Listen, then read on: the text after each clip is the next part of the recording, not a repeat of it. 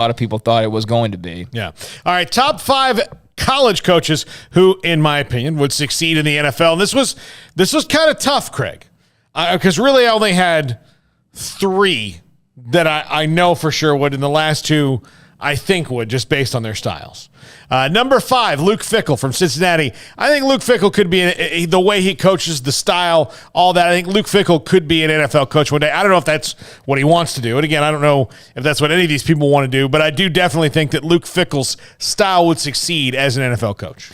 Yeah, I mean, it's so hard to say, really, because there's guys that we thought were going to be good and they're struggling, like a Matt Rule, and there's guys that you thought might not be that great and they're doing a lot better than you expected them to probably do. But yeah, I could see that. I mean, I think that the way that he runs the program seems like a really tight ship. He does less with more, or does more with less, I should say. It's not like he's been at Ohio State or Texas or USC or any of these schools and has been reeling in 5-star after 5-star. He went up against the 5-stars with a bunch of 3s and 4s and not many 4s. So, I mean, I think he's proven that he can put together a quality football team, even if it's not the most talented team, and take them to places they haven't been. But yeah, Luke Fickell. The scuttlebutt that I've read in the past is that Ohio State's like the ultimate goal or whatever. Yeah. I don't know, and I don't know if that'll even be an opportunity for him. But yeah, I could see at least an NFL team giving him a call and just checking out what he has to say. Yeah. Number 4, James Franklin from Penn State. I mean, look, I know that the last couple years haven't been the best for him, but I do think that he's got a style that would work in the NFL.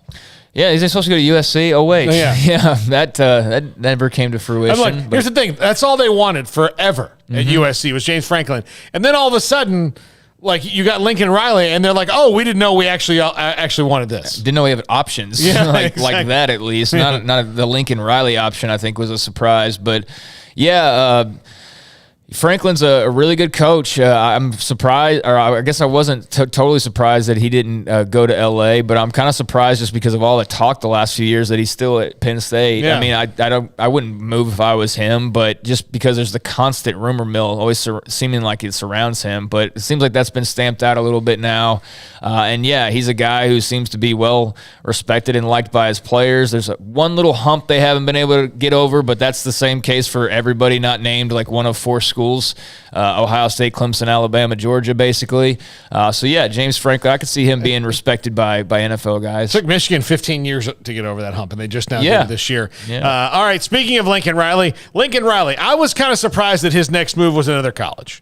I'd always thought it was going to be the NFL, and I always thought it was actually going to be the Cowboys.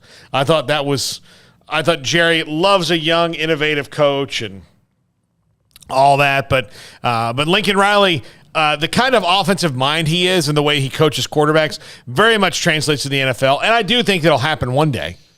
But, yeah, I think it will too. But depending on what he does at USC. He's 38 years old right now, or whatever. Yeah, the world by the you-know-whats. Gil Brandt told us in Chicago at the NFL draft years ago before – was that before? I guess it was right around the time all hell was breaking loose with the Baylor football program. But I think it was right before all that happened, and maybe like the year before. And I remember Gil Brandt telling us that Lincoln Riley then, before, I guess maybe he had just taken the job at Oklahoma. I think that's probably why we were talking about it.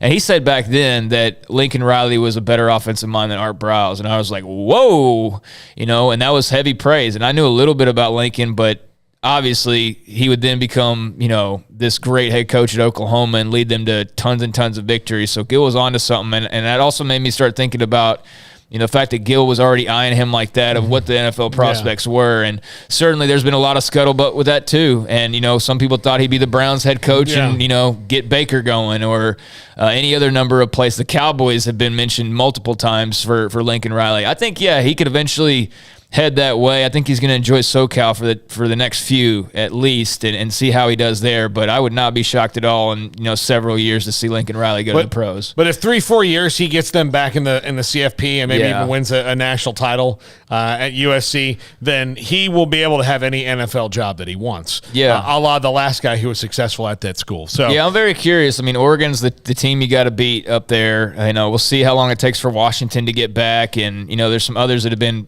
pretty good to okay, but he's got an opportunity. Really, Oregon's the juggernaut, but he's got an opportunity to get them good quick. I mean, I don't think it's going to take long to win the Pac-12 necessarily if he makes the right moves. Yeah. Number 2, Jim Harbaugh. This one kind of obvious because he's already been to a Super Bowl as a head coach. Yeah. And the NFL is probably always going to come calling for him. But I do think, based on what we know of Jim Harbaugh, it would not make any sense to me for him to leave Michigan after he got them finally where he'd been trying to get them 1 year right out of the box. Yeah, I mean, if he was at like Western Michigan, then go by all means to the NFL. But given where he is, I don't think you're uprooting that to go back to the pros, and I think those will be waiting on you anyway. So yeah, I'd follow through what you're doing at Michigan. And I know at least this year that, beating Ohio State helped calm the waters a little bit, because as successful as he's been, those 1 or 2 losses a year, the 1 or 2 teams you don't want to lose to, or the games that you can't lose. And it was good to kind of see them get over that hump. I mean, he does seem like a guy you're going to have to keep an eye on, kind of like you never know how long he's going to stay put somewhere, almost Lane Kiffin in a way. But I mean, he's at his feet down there in Ann Arbor for a little while now, and they're starting to turn that corner, it appears. So I definitely don't think the talk will stop, and he's not trying to make it stop either, clearly. I mean, he's playing into it as well. So I think it helps him in recruit. I think it helps him all over the place.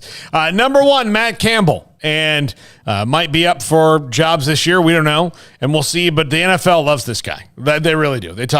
People talk about Matt Campbell all the time. And again, he's all business. Although I do think that our running joke of, he just hoped everybody has fun. Everybody has fun. But we'll not play in the NFL. But I think Matt Campbell, I think one day he'll be an NFL coach, because I think somebody's going to come to him and go, all right, would you like to be the coach of the Indianapolis Colts or whatever it is, and here's the money. It sure seems like he's had opportunities and he's not taking them for whatever reason that may be. I mean, he just really loves Ames or what, but that's one thing that Iowa State fans have to put up with every year now, is the constant chatter about their head football coach. And you would have thought this past coaching carousel that if he was ever going to move, it would have been this one. And maybe he would have, if not for Lincoln Riley expressing interest in USC or any other unforeseen moves that might have occurred that changed plans originally. But I was kind of shocked that he was still there after all the dust had settled. I would just love to know from Matt Campbell, like off the record, I don't even care if it's public knowledge, but I would just love to know, like, dude, what are your goals besides people having fun? But like, really, what are your goals? Because I mean, I can't imagine that it was, I'm going to Iowa State for 25 years and build a program. Like, maybe it was, though. Like, that's what I'm trying to figure out, is so many people talk about where this guy should go or will go or whatever, and yet he just stands in the same place the entire time and doesn't give credence to really any of it. Apparently, he interviewed with Oklahoma.